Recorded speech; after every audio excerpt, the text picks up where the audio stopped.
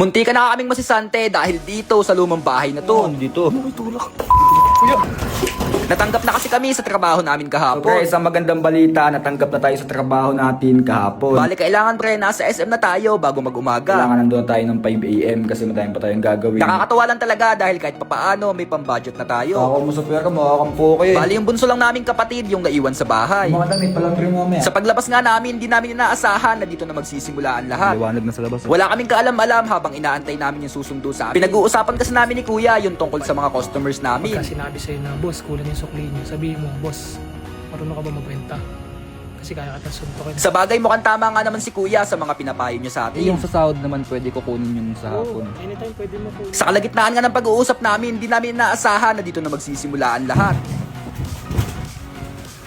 Inisip talaga namin nung una na baka aso lamang ito. Kaso nga lang pre, sa itaas nang gagaling yung tunog.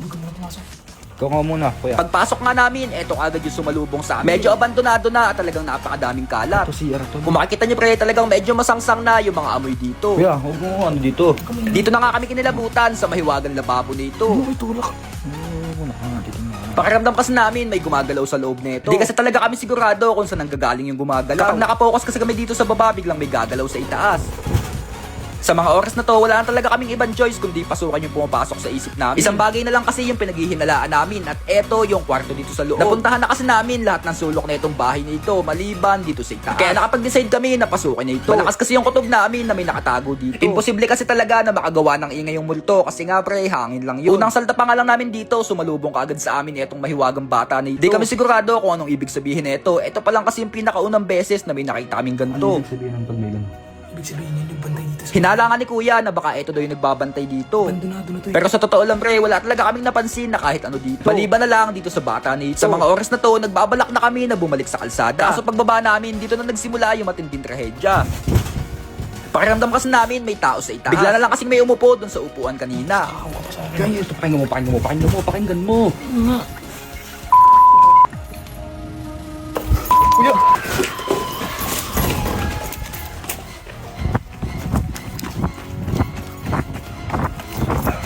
Guys, wait lang. Papakalala ko muna sa inyo ang 1xBet. Ang number 1 betting app dito sa Pilipinas. Nagpo-promote lang. Napakadali lang mag-register. Fill upan nyo lamang ang lahat ng ito. At huwag na huwag nyo kakalimutan gamitin yung promo code natin na RJ. At alam nyo ba na dito sa 1xBet, pwede kayong makakuha ng up to 16,000 bonus sa unang top up nyo. At pwede nyo na din tayaan dito yung mga favorite sports nyo katulad ng NBA at PBA. Kaya kung wala kang trip, register na.